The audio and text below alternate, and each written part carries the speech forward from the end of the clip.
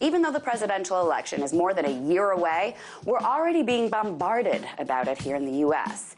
So I thought this might be a good time to remind everyone that our elections here are often complete, corrupt BS, with bad voter ID laws, gerrymandering, governor brothers helping to steal elections and then running themselves, stuff like that.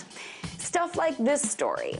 A mathematician named Beth Clarkson at Wichita State University noticed some odd patterns in election returns from November. So she wanted to check the voting machines. Clarkson is a certified quality engineer with a doctorate in statistics. And after running some calculations on the election, she noticed enough patterns to suspect that some voting systems were being sabotaged. So she tried to look into it. And that's when she learned what an incredible pile of BS our election systems are.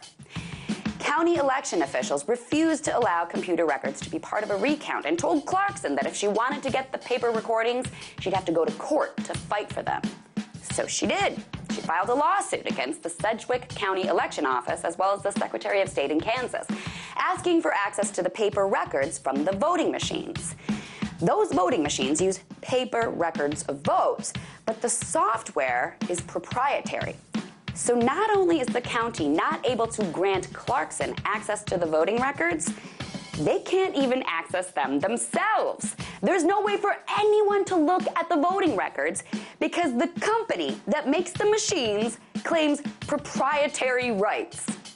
How stupid is that? Officials then refused an open records request Clarkson filed because they said the records were ballots, even though they don't identify voters. Clarkson then filed for a recount, and that was refused too. And then she filed a lawsuit seeking a court order. She followed procedure by mailing it to the Sedgwick County Election Commissioner, who under law had 30 days to respond. Clarkson received no response at all. And when questioned, they said, "Gosh, we weren't aware we were served, but it's best we just don't comment at this time." So good luck to Clarkson, but I doubt she'll ever get to the bottom of what happened at the Kansas election, because here in the U.S., our election process is anything but transparent.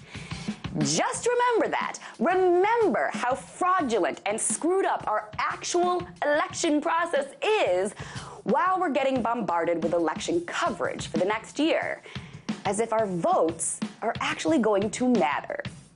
Tonight, let's talk about that.